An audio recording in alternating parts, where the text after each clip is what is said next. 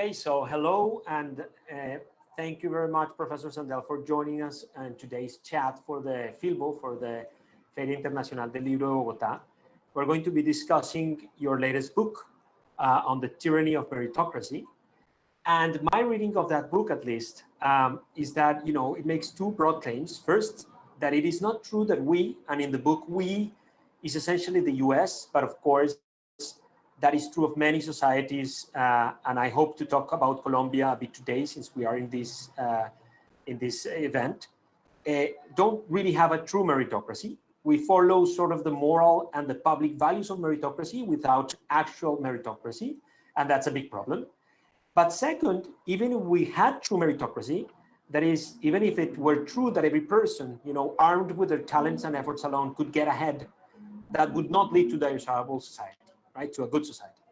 So that implies that we need to improve the quality of opportunity, but that this is only as a remedy, since the cult of meritocracy to some extent creates this additional erosion of public values and collective values and the common good. So if it's okay with you, I brought some sort of questions and topics for us to talk about each of these dimensions, and in each case trying to connect to Colombia and to other similar countries. And then if we have time, maybe we can speculate on broader implications on your book beyond meritocracy and perhaps also relevant, especially to countries like Colombia. So it sounds like a very good plan, Leopoldo. In fact, you've given a beautiful short summary of the themes of the book. And so thank you so much for joining me for this conversation. No, thanks to you. Okay, so let's see how far we can get into this ambitious plan. So first of all, on us not living in a true meritocracy. So would you kind of develop that a bit, and in particular, what the implications of that are? And I will follow up with a couple of questions that I thought of while reading your book. Yes, of course. First, since the book is about the tyranny of merit, I should recognize that there is something paradoxical about criticizing merit as a tyranny, because for most practical purposes, merit is a good thing. If I need surgery, I want a well-qualified surgeon to perform it. And if the alternative to a meritocracy is cronyism and nepotism or aristocratic privilege, well then, of course, meritocracy looks like a liberating alternative. So how can merit become a kind of tyranny? Well, you just suggested, Leopoldo, two criticisms of meritocracy that I make in the book. One of them is that we don't live up to the meritocratic principles we profess.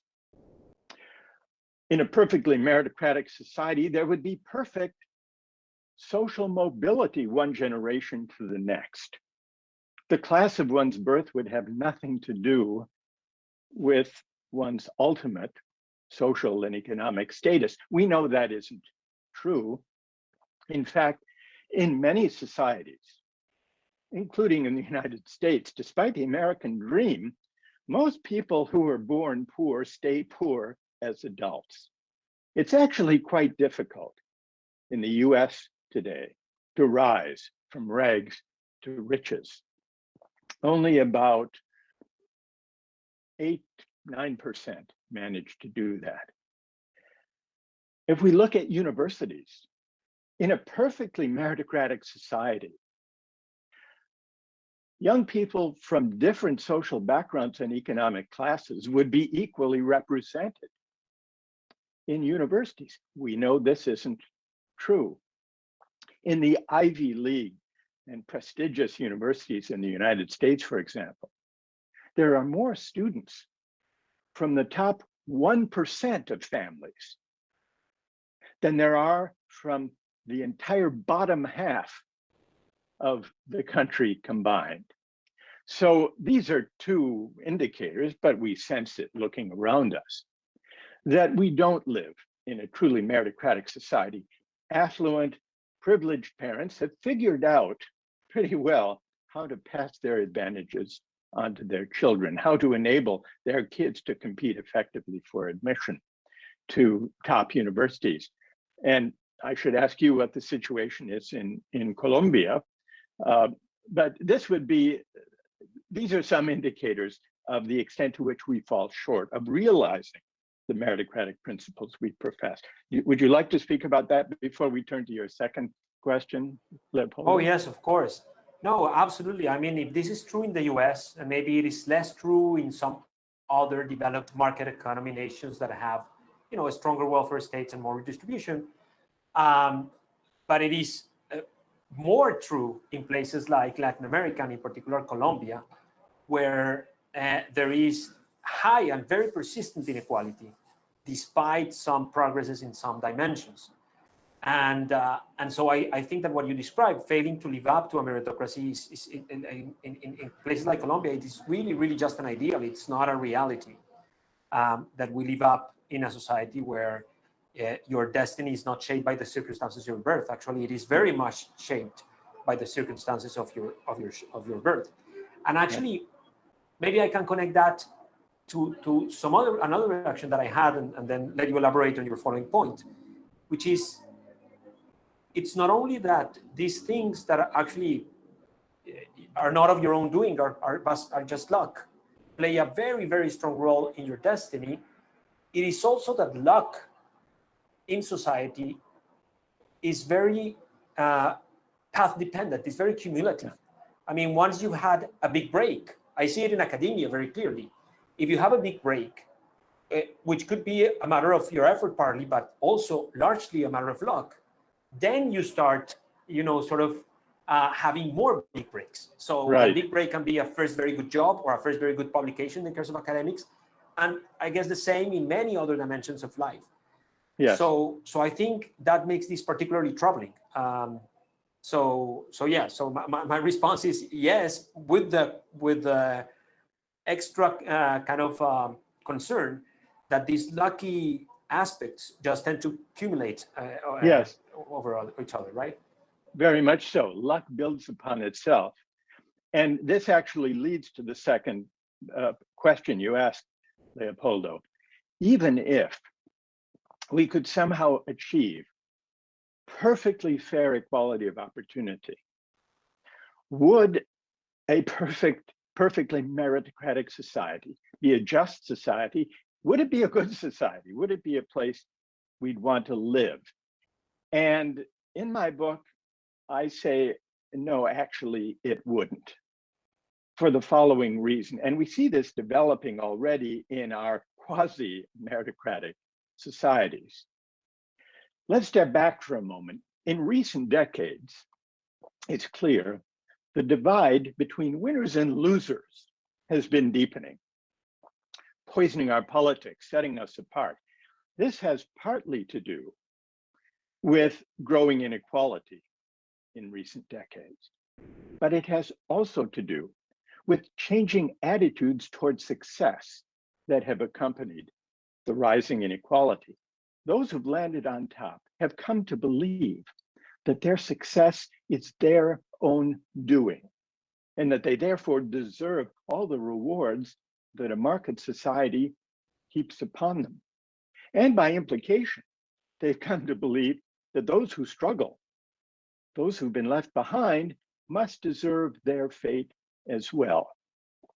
I call this the meritocratic hubris of elites, the tendency of the successful to inhale too deeply of their success, to forget the luck and good fortune that helped them on their way, to forget their indebtedness to those who made their achievements possible. Family, parents, teachers, community, the country in which they live.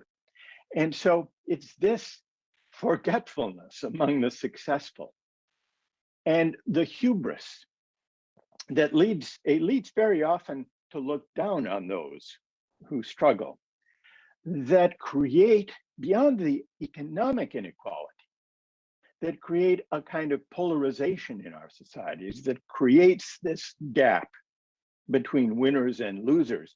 And it's this galling gap between winners and losers that would persist even if the meritocracy were perfected, because then the winners would have all the more reason to take pride in their own winnings, believing that those winnings were their own doing.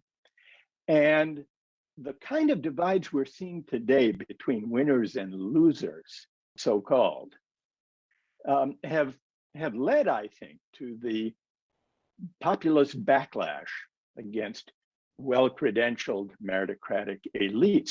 And this has had a big impact in politics. I think it has a lot to do with the election of Trump in the United States, with the vote for Brexit in Britain, with the rise of authoritarian, hyper-nationalist, populist figures in countries around the world. So creating a society of winners and losers, this is a tendency of even a perfect meritocracy. And so this, in a way, is the more fundamental argument of principle that we need to reconsider. The idea that if only we could achieve a perfect meritocracy, then all would be well. That's really interesting. And actually, since you wanted me to draw connections with Colombia, as I was reading your book, I thought of this recent experiment that you may be aware of, done by Albertazzi, Laun, and Mengel from University of Essex. They essentially put many of the ideas that are in your book to test by providing people with a location in the distribution of income. So some of them were shown a distribution of income in which they would show up as relatively rich. Some were shown a distribution of income in which they would show up as relatively poor. And then they asked them how much they believed in meritocracy, how much they believed that what they had was the result of their own effort and talent, or how much it was the result of luck. Well, it turns out that people who were just experimentally, so we can make sure that this is not because they had different values, beliefs, efforts in their life, but just experimentally exposed to one or the other kind of setting, people who did better, people who got ahead just because they were shown that they were relatively rich, believed that luck played a less important role and that all was the result of their effort. And the poor believed the opposite, that it must have been bad luck. And not only that, the poor tended to express less sort of trust towards institutions, connecting to what you just said about this kind of disenchantment with democratic institutions and the populist backlash. And that made me think about recent wave of protests in Colombia, in which one of the mottos in the streets was the following: que el privilegio no te nuble la empatía, which would translate something like, don't let privilege cloud empathy. And I think that's exactly something that might happen with this, belief in meritocracy. So that I say just this in the way of like connecting what you are saying and the populist backlash in the US to some, disillusionment with institutions in Latin America. This is true in Colombia, but it's something very similar that you would find in places like Chile and other places in Latin America. I think that really connects nicely. Yeah. Yes, I find this fascinating, Leopoldo. Don't let privilege cloud empathy as a slogan. It's a very revealing slogan because it touches on just this feature of meritocratic hubris. If recognizing, well, I put it this way, believing that my success is my own doing makes it hard for me to picture myself in other people's shoes. On the other hand, appreciating the role of luck in life can prompt a certain humility, can prompt the sentiment, as I look upon those who struggle there, but for the accident of birth or the grace of God or the mystery of fate, go I. That could be me. And so the kind of privilege that most clouds empathy is meritocratic privilege. Because meritocratic privilege, unlike feudal inherited privilege, where nobody could really say, it's my doing that I was born into this aristocratic family. But it is quite easy for people to say, it's my own doing that I scored well on these college entrance exams and that I did well in school and that I made a lot of money or had a successful career as a professional. So it's meritocratic privilege above all, more than traditional aristocratic privilege, that clouds empathy and a sense of obligation to the wider society, which is why I think ultimately there is a tension between meritocracy and the common good, and it has to do with these attitudes, Leopoldo. Absolutely. And I think that also is important when it comes to solutions, because if you feel this way, you would be opposed to some of the obvious solutions that imply contributing to the common good in the way of taxation and other ways that maybe we can talk about solutions later on in the talk. But for the moment, I wanted to share with you a thought to see if you think whether it's too provocative or actually lines in with your ideas, which is you have this very interesting discussion of free will and predestination in the book, and how it ended being related to meritocracy in ways that perhaps it wasn't intended to. And perhaps you can elaborate on that, but the idea that I want to suggest is that as I was reading this, it made me think of how the set of beliefs around meritocracy have become almost like a religion, in the sense that it's a set of beliefs that are not based on facts. It's a whole system with its own ethic, right. And it's turned out to be divisive, as unfortunately many religions have been divisive. So do you think this is a stretch, or do you care to elaborate on that? I think that's one thought that if you have any reactions, I'd be happy to, I'd be interested in knowing. I don't think it's a stretch at all, Leopoldo. I think there is something like a kind of religious faith, even religious fervor, in those who proclaim meritocracy and meritocratic privilege as the basis of deserving the benefits that the market bestows. And in fact, in the book, I trace the early history of the meritocratic idea, the meritocratic impulse. And it has its origin in debates, religious debates, theological debates about salvation. The early Christian philosophers and theologians debated the question, is salvation something that we earn through good works and faithful observance during our life, something we merit? Or is salvation entirely undeserved, an act of pure grace, the grace of God? And this was a lively theological debate through the history of Christianity. And early theologians, including Augustine, said, merit has nothing to do with salvation. It's a matter of God's grace. And then gradually, people fell into the view that good works and faithful observance would actually help one's chances to be saved, that there was some merit involved. And then the Protestant Reformation came along. Martin Luther said, this is a kind of corruption to believe that our salvation is in our hands, is our doing, is a matter of our merit, because that denies the gift of grace. And then you mentioned the doctrine, the Calvinist doctrine of predestination, the Puritan work ethic. It started out with this resolute commitment to the idea that salvation is a gift of grace. But once the work ethic got going, work for the greater glory of God, it became hard to believe, to hold on to the belief that worldly success, which reflected faithful work, had nothing to do with one's chances to achieve salvation. And so the meritocratic idea kept coming back. And the idea of gift, the idea of grace, kept losing out, never finally, never ultimately. It still figures in our culture, in our moral understandings, but it's now a minor voice, because the idea that our fate is in our hands, now shifting to a secular society and a market society, is deeply powerful and influential and tempting, because it seems to be the expression of human freedom and agency. My destiny is in my hands. I can make it if I try. Whatever I achieve is my own doing. But this older tradition recalls and draws us back to the idea that our notions of merit need to be tempered by the appreciation of luck or grace or fortune or indebtedness.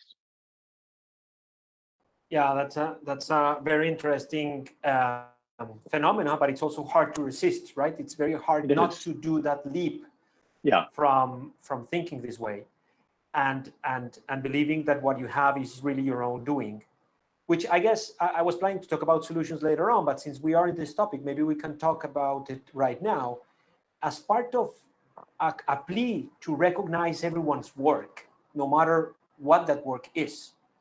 You suggest that we should think of taxation, and in particular, we should shift taxation from labor to financial and productive activities like high-speed trading or capital gains and stuff like that.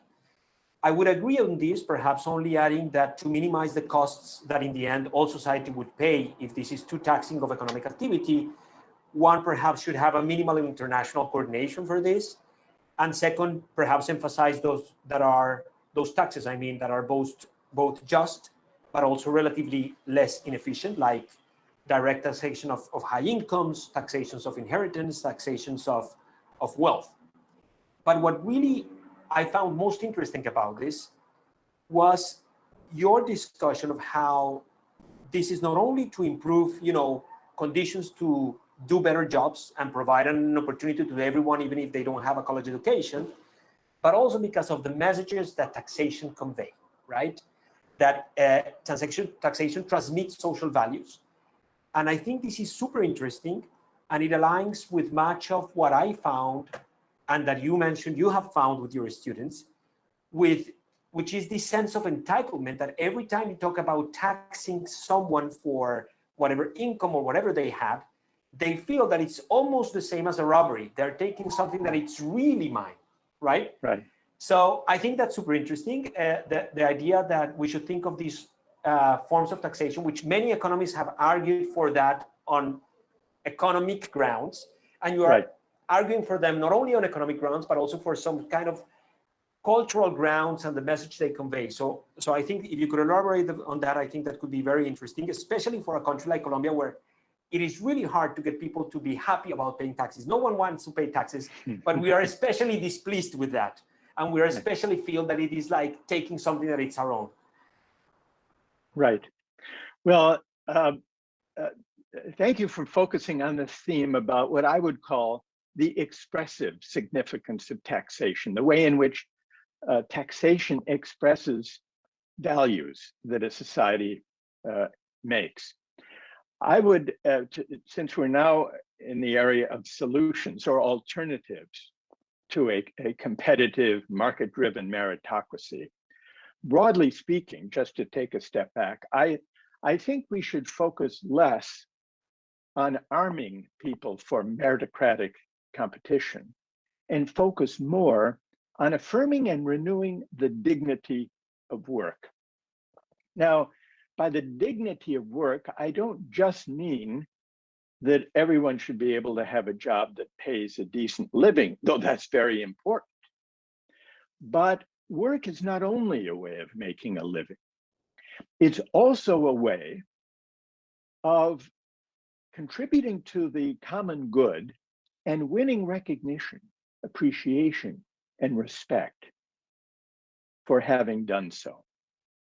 And when people are cut off from work, unable to find work, even if one found a way to provide income support so that they could meet their basic needs, something of human and civic significance would be lost.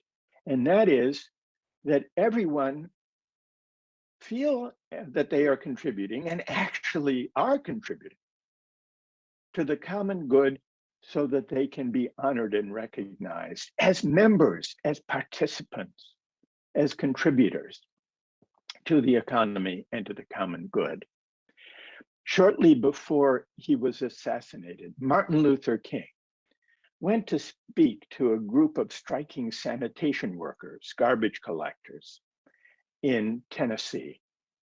And he said to them, what he said to them struck me.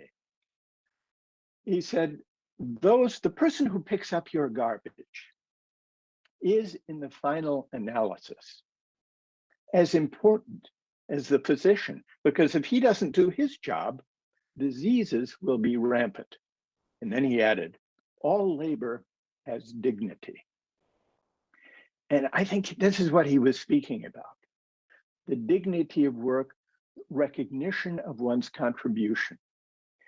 And we see this during the pandemic, when those of us, the pandemic revealed and highlighted inequalities that pre-existed the pandemic.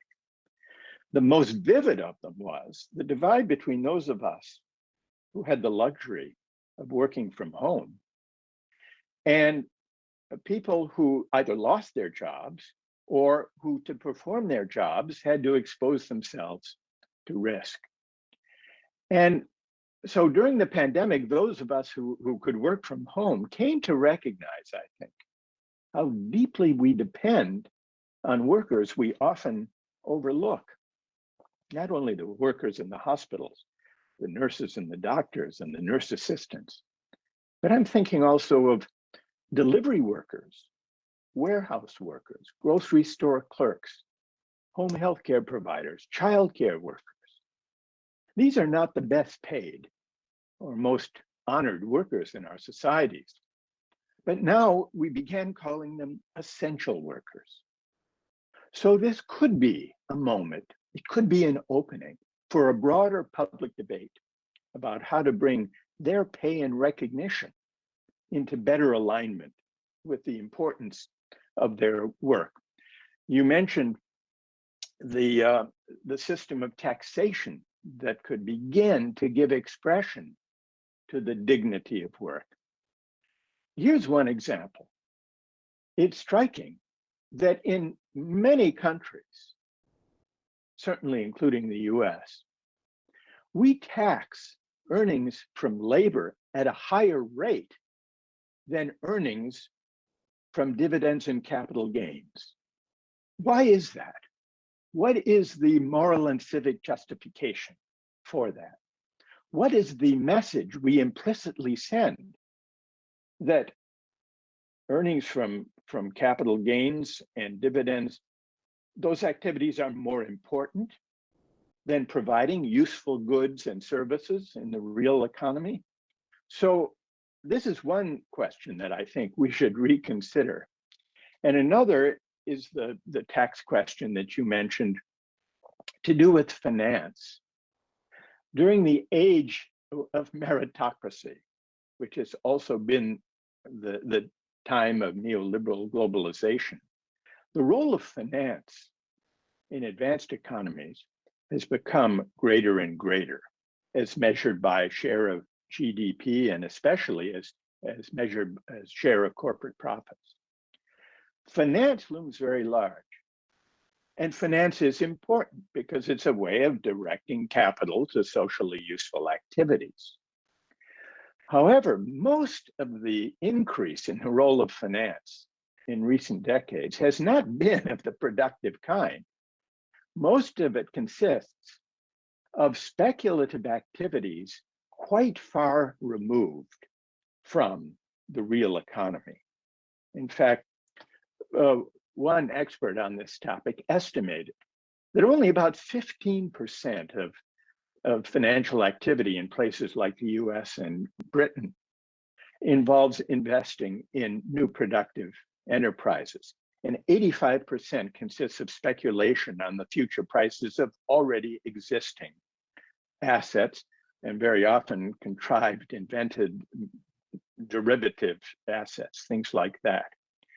So if that's true, then I think we should have a broader debate about what really counts as a valuable contribution to the common good. We have outsourced that moral question to markets. But and so we assume we just assume that the money people make is the measure of their contribution to the common good.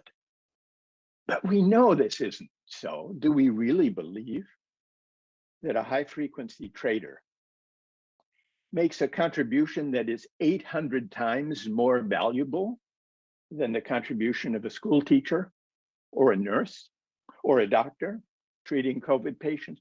Even the most enthusiastic free market advocates are unlikely to say that that's the case. Well, then we should have a public debate about how to design our tax system in a way that reflects these judgments about values. And I suggest in the book, as you mentioned, Leopoldo, that we should perhaps make a trade-off. We should institute a financial transactions tax on speculative financial transactions, and use that money to offset taxes on working people, payroll taxes, for example. So, and this not only in the name of economic efficiency and productivity, though I think that case could also be made, but also for the expressive significance that the tax would have, and the meaning of having a public debate, an explicit debate about whose contributions really matter. What does count as a valuable contribution to the common good? That's the idea. Yeah, and I think that's, I mean, not all economists will agree with me, but I think that most of the most rigorous recent research in economics also shows that taxes that we thought would be super distortive for the function of the economy are not actually as distortive as we think. So that's the case, for instance, for wealth or capital taxation, which was deemed as, you know, very, very inefficient, and you should have zero taxation according to a doctrine. And there are a bunch of economists recently saying, well, actually, that's not true, even on economic grounds.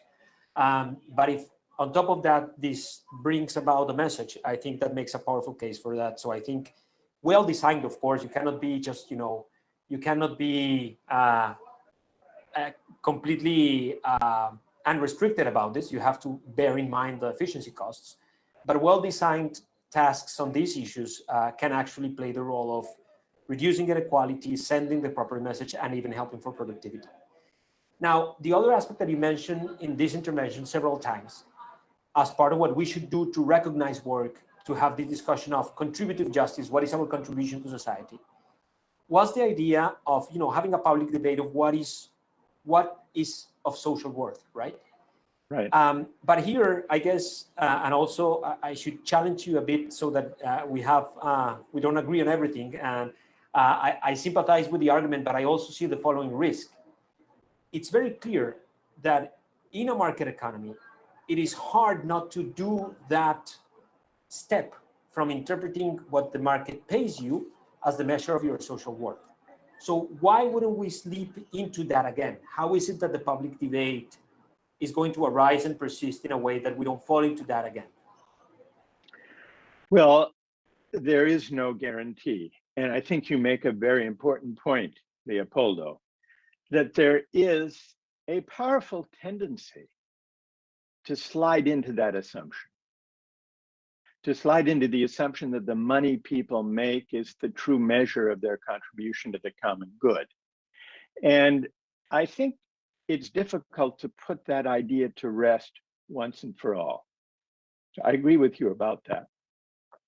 But I think the only way of questioning that assumption, of keeping it at least as an open question, is to bring public deliberation, public debate, democratic debate to bear on this question.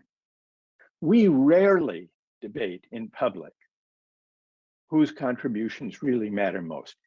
Around the edges occasionally, as when there are debates, for example, during the pandemic, about whether frontline essential workers should be given certain hazard pay. That would be a small example. What I'm suggesting is a broader more systematic way of putting this question at the center of political debate, as a way at least of disturbing or questioning our tendency to slide into the equivalence, the false equivalence, I think, between how much money someone makes and how valuable is their contribution to the economy and the common good. So since you touched on public debate, and since I am an economist, I think it's good to talk about the role of economists, and you are pretty critical of them. And I am pleased that you are, despite being an economist, because I insist a lot of the time on this with my colleagues, on how we not always engage into the public debate productively. And what you criticize in particular is the role, our role of economists around the world in promoting a technocratic view, according to which, faced with the failure to produce true equality of opportunity or a level playing field and so on, we basically must focus on the technical problem of solving market failures, and that's our role, and that's it. And that's an approach that you mentioned kind of influenced politicians like the Clintons and Obama as president, even though perhaps not so much as a candidate. And I think, I completely agree with this criticism. I don't have anything to add to it.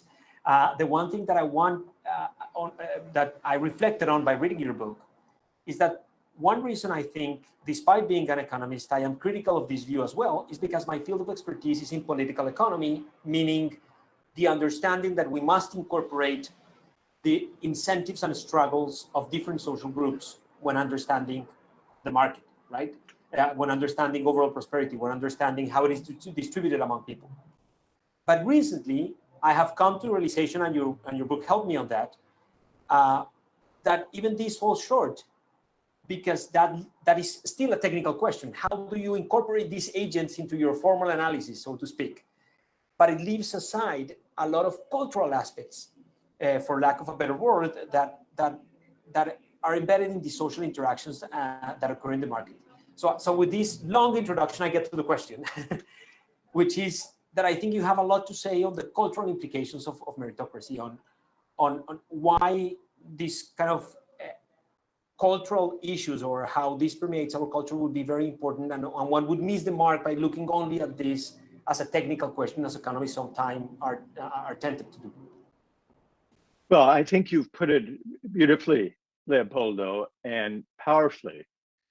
And I appreciate the kind of work you do and economists like you do to broaden the conception of what economics is and can contribute, to include dimensions of political economy, and even to explore the, I think, rich terrain where economics meets normative questions. And for too long, I should say, first of all, that your broad conception of economics, which I admire, goes back to that of the classical political economists, from Adam Smith to Marx to John Stuart Mill. They, despite their ideological differences, conceived economics not as an autonomous, value-neutral science, but as continuous with moral and political philosophy. And I think that we should try to find our way to get back to that broad conception of economics as bound up with normative questions. And in recent decades, this is hard to do.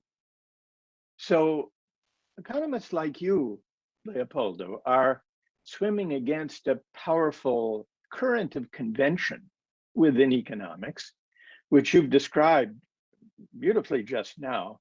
It's the idea, the faith, and it is a kind of faith, that economics is a value-neutral science of human behavior, that it doesn't need to concern itself with normative questions. I think this is a mistaken conception of economics, but I also think it's had a damaging political consequence. Because insofar as political leaders and political parties have embraced this narrow technocratic view of economics, they've missed something important. And they've encouraged a kind of technocratic way of thinking about the public good as a matter of efficiency, detached from, as they would see it, messy debates about what makes for a just society, about what we owe one another as citizens, and about what should be the role and reach of markets and market mechanisms for that matter. So this idea, this faith in technocratic expertise is closely connected to the faith in meritocracy and to the belief that markets can tell us whose contributions matter most. Clearly, that's a normative question. Because how can we discuss what counts as a valuable contribution to the common good without having a broad debate about competing conceptions of the common good, of the purposes and ends worthy of this or that political community? Clearly, those are normative questions, questions of value. And so the meritocratic conceit has developed, especially in the last 4 decades, alongside the technocratic conceit. And this has narrowed the scope of public discourse. Because if technocratic experts can tell us how to run the economy, then what role is there left for democratic citizens? Where are the questions of values that can be debated by democratic citizens in shaping the direction of public policy, whether it's tax policy or trade policy or whatever the case may be? So the technocratic way of thinking about the public good, that has been very damaging. And I think it's contributed to the force of the so-called populist backlash against experts. Because we see that the backlash against meritocracy and against credentialed experts is a kind of anguished response to the way in which technocracy has narrowed the scope of democratic public debate. So really to address that problem, in addition to what we've discussed about affirming the dignity of work and seeking a morally more robust kind of public discourse, we also have a lot of work to do in exactly your field, your domain, Leopoldo, which is to reconceive and broaden the way economics is studied and taught. I think this is an enormously important part of any renewal of democratic public life. Yeah, I agree. That's what I am working on, at least. And I think you have a very nice sentence towards the conclusion that sort of sums up this, which is that democracy cannot be, something like economics by other means. And I think that sums up essentially what you're saying about the richness that the public debate should have. So yeah, I think that's really interesting. I guess one reaction when it comes to this is that you also talk about the centrality of incentives in public discourse, and in particular the discourse of economists, because it tends to focus on the sort of technocratic aspect of we just have to set the incentives right and we take preferences as given, whereas part of public deliberation should be about what are our preferences. Now, when I was reading that, I thought also you give importance to the role of deliberation and persuasion, which sounds very good, but I thought of the following that perhaps some people might argue, which is incentives at the least protect or respect people's agency. And there's a risk, especially in less democratic countries, that persuasion easily slips into propaganda. What do you think about that risk and those trade-offs, especially in some settings? That is a risk, I agree, especially in an age of demagogues, as we've seen, that persuasion can degenerate into the kind of demagogic appeal to anger and resentment and grievance, rather than to be a kind of reasoned public discourse. But I don't think that this tendency, the danger that persuasion can be corrupted into demagoguery, should argue for relying on incentives rather than persuasion. But we have, I think the balance of incentives and persuasion may vary case to case. We have an interesting example of this right now, and I think it's going to become a growing debate in many countries. Thinking about vaccines. In rich countries that have lots of vaccines available, the problem now is not access to vaccines. The United States has hit a kind of ceiling. About roughly 60% of those eligible have gotten a vaccine, but the others have not. And we're having another surge of the coronavirus, not because we lack vaccines. I think we should do more to share vaccines with the rest of the world, but that's a further issue. It's that people are hesitant or skeptical or don't want to be vaccinated. And so the question is, some places, some states have said, well, there are three ways of trying to deal with this during a pandemic. You can have a vaccine mandate. And in France and Italy, they're coming close to a version of this. That if you want to go into a store or an indoor theater or a place of business, you must be vaccinated, the mandate. Or the American way, provide an incentive. You know, they've provided in some states cash incentives. They've entered people in lotteries. You can enter a lottery to win $1 million. If you get vaccinated, you can get free beer. You can get, in one case, I think they were even giving you a chance to win a free gun in the South if you get vaccinated. A perverse incentive, in my view. So there are incentives to get vaccinated.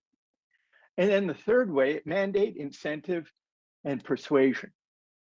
Trying to educate people in the importance of it, trying to address their worries, sometimes legitimate worries, about previous medical experimentation on certain communities that lead those communities to be wary of public health initiatives. So how do we decide? How do we decide to what extent to use a mandate, to what extent to use incentives, to what extent to use persuasion in the case of vaccines? I'm not saying that persuasion alone may always be the right answer, but it's a matter of judgment. And that judgment is something that, well, democratic citizens have to debate. It's a judgment that involves normative questions. It's not the kind of judgment, and this is the main point, that technocratic expertise can deliver, because it involves competing questions of values. Yeah, the stakes are too high. And maybe when the stakes are this high, you cannot leave everything to the economists, I think. Let me share with you something. I know that we are reaching the end of our conversation, but if I can share with you something about Colombia that I think connects very directly to your work, and then perhaps only we have time to talk about two implications or broader implications of your work. So in terms of Colombia, I've recently been working with a colleague, Mauricio Garcia Villegas, on understanding the Colombian educational context. And one thing that strikes anyone who observes the data in Colombia is that as soon as Colombians become wealthier, they stop receiving their education in public institutions and flee to private institutions in the hopes of, getting a better quality of education. Now, it turns out that if you can pay enough, you actually do get the higher quality of education, but many people actually flee to the private sector, even though the quality of the schools is not superior to that of public institutions. that led us to do some follow-up work coming in another book that is going to come up later this year, which explores the cultural reasons for that. And we build on all the ideas on this, but essentially I want to share with you 2 exercises that we did. So first, we came up with an index that tells us how elite sounding are the names of these private schools, how much they sound as schools of the elite. And here's what we found, that the schools that perform better academically are also the schools that have more elite sounding names, that the schools that have more elite sounding names are more expensive even after accounting for how good they are academically, and that the eliteness in the sounds of the names of the schools is particularly pronounced in municipalities that are more unequal. So 3 big results in there. And then we did another exercise, which is that we asked job recruiters to look at a series of fictitious candidates to get an internship at a consulting firm. And the job could be a technical job or a technical job with social interactions, with interacting with high-level clients. And what we found is that although the recruiters value the merit of those students who, coming from public schools, are able to get a university education in Colombia, they tend to favor the private school kids when it comes to jobs that require the social interaction. So I'm not going to share with you our interpretation yet. I just wanted to share with you these findings and get your reading of them. How do you interpret this? What do you read from this? First, I think it's a fascinating study, and I hope I can read it in whatever form you have it, Leopoldo. I learned a lot from it. My impression is that what your findings suggest is the powerful prejudice of credentialism.